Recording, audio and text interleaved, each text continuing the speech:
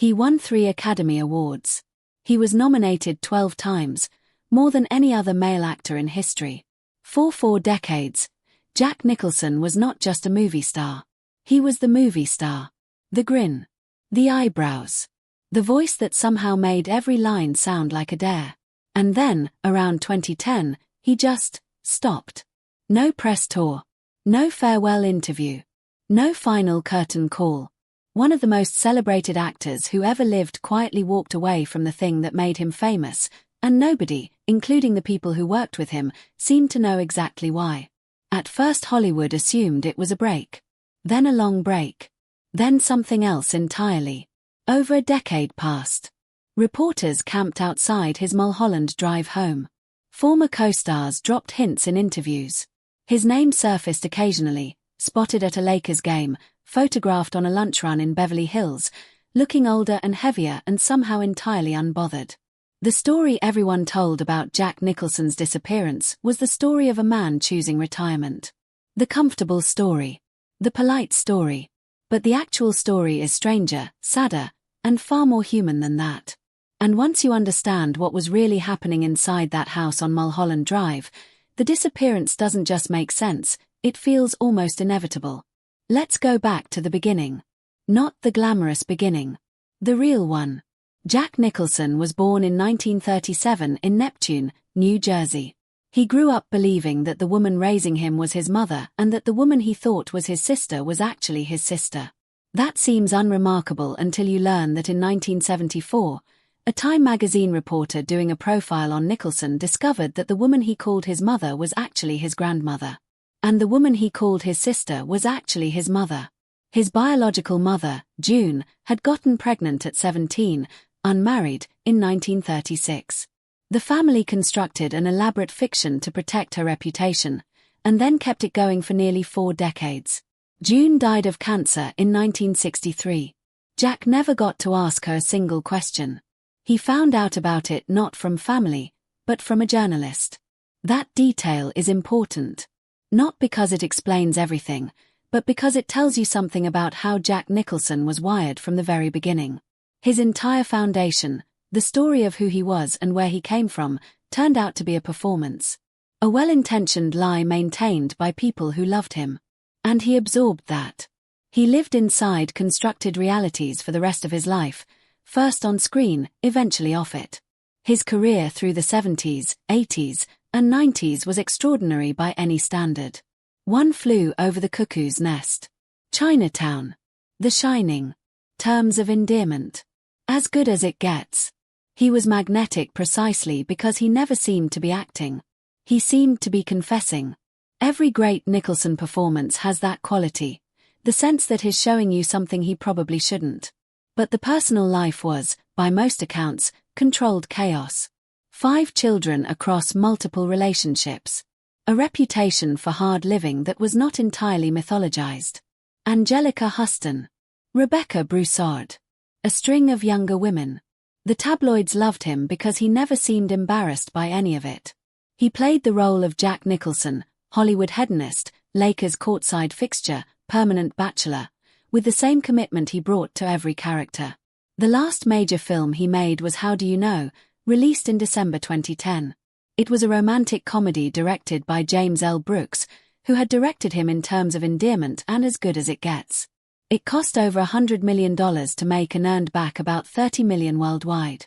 It was, commercially speaking, a disaster. Critics were unkind. The film simply disappeared. And then so did Jack. Here is where most retrospectives go wrong. They frame what happened next as a choice, a proud man walking away from a business that had failed to offer him anything worth doing. That framing is not entirely false. But it is incomplete. People close to Nicholson began noticing changes in the years following How Do You Know? Memory lapses. Difficulty learning lines. The thing that had always come effortlessly, the ability to absorb a script and inhabit a character, was becoming harder. In 2013, his friend Warren Beatty told reporters that Nicholson had mentioned memory problems as a reason he was reluctant to take on new projects. The word used carefully, diplomatically, in multiple interviews with people in his circle, was memory. Nobody said the other word. Not publicly. Not for years. In 2023, sources began telling outlets including Radar Online and The Sun that Nicholson had been dealing with significant cognitive decline. That he rarely left the house. That the social life, the parties, the games, the dinners that had defined his existence for decades, had contracted to almost nothing. Former associates described a man who was still recognizably himself in spirit, but who was living in an increasingly interior world. He was 86 years old. He had spent 60 years in one of the most psychologically demanding professions on earth. And privately, quietly, he was navigating something that no Oscar can prepare you for. Here is the uncomfortable truth at the center of this story. Hollywood has always had an adversarial relationship with aging, particularly for men who built their identity around a kind of vigorous, transgressive masculinity. The industry tolerates older men in ways it does not tolerate older women, yes. But it does not actually know what to do with them when they stop performing dominance. When they become something more fragile. Jack Nicholson's public persona was built almost entirely on control. Control of a room. Control of a scene. Control of the image. The grin wasn't just charm, it was armor.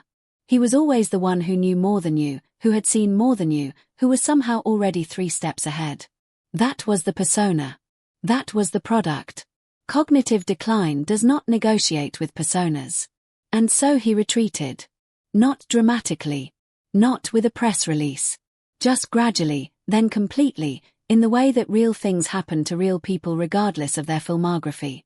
His children, Jennifer, Caleb, Honey, Lorraine, and Ray, are reportedly involved in his care. He has enough money to ensure comfort, privacy, and dignity for whatever time remains. He has, in the most literal sense, everything that 40 years of work could buy. What he does not have, and what no amount of wealth or legacy could provide, is an audience. And for a man who spent his entire adult life being watched, being known, being responded to, being needed in the specific electric way that only great actors are needed, that absence must carry its own particular weight. There is something almost poetic, and not in a comfortable way, about the fact that the man who played Randall McMurphy, the force of nature who couldn't be contained by any institution, has ended up voluntarily contained. That the man who told us all to handle the truth is now living in a version of reality that the people who love him manage carefully, day by day.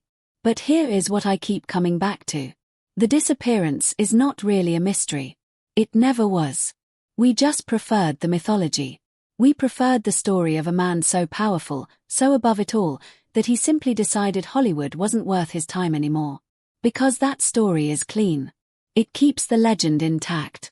It lets us imagine Jack Nicholson somewhere on Mulholland Drive, sunglasses on, smirking at the whole circus from a comfortable distance, utterly in control. The real story is a man getting old. Losing things incrementally. Making peace, or not making peace, we genuinely do not know, with the gap between who he was and what he can do now.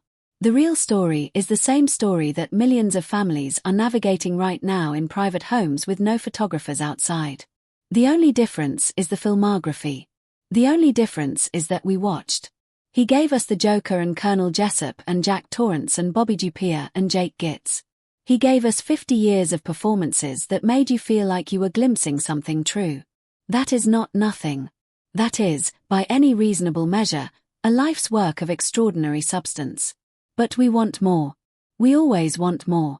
We want the final scene to be worthy of everything that came before it. We want a dignified exit, a perfect last line, a closing shot that earns the whole film. Real lives don't work like that. And maybe that's the thing Jack Nicholson's Disappearance is actually teaching us, if we're willing to sit with it long enough. The most honest performance he ever gave is the one nobody can see. And the question that lingers, the one I don't think any of us can answer, is whether, in whatever quiet version of the world he inhabits now, he knows that. Whether some part of him, in some remaining way, still does.